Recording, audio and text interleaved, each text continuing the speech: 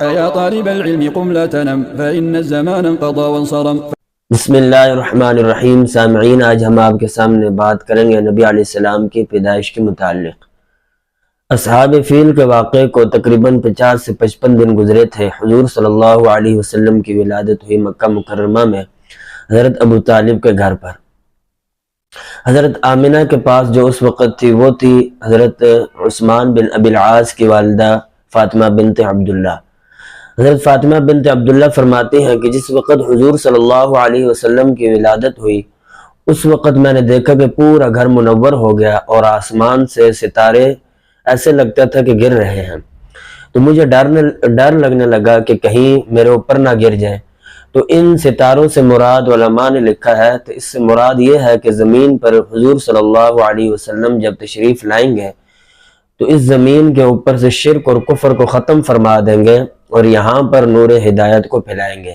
اور اسی طرح سے حضرت عرباز بن ساریہ مشہور صحابی ہیں اصحاب صفہ میں سے، وہ فرماتے ہیں کہ حضرت آمنہ فرمانے لگی کہ میں نے ایک نور دیکھا کہ جو کہ شام کے محل تک شام کے محل مجھے روشن چمکتے ہوئے نظر آئے۔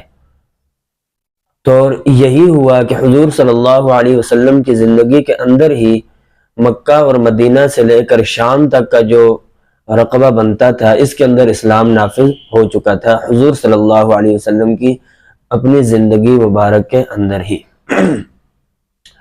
اور اس رات علماء نے لکھا ہے کہ کیسر و کسرا کے کنگرے جو تھے 14 کنگرے وہ بھی گر گئے تھے، چنانچہ وہاں پر محل کے اندر بہت تیزی سے زلزلہ آیا اور یہ کنگرے گر گئے۔ اور فارس کے اندر ایک آگ 1000 سال پرانی جل رہی تھی وہ بھی بجھ گئی۔ حضور صلی اللہ علیہ وسلم کا جو نام آپ کے دادا عبد المطلب نے رکھا وہ بھی حضور صلی اللہ علیہ وسلم کی پیدائش کے 7ویں دن، اور اسی 7ویں دن ہی عقیقہ بھی دیا حضرت عبد المطلب نے۔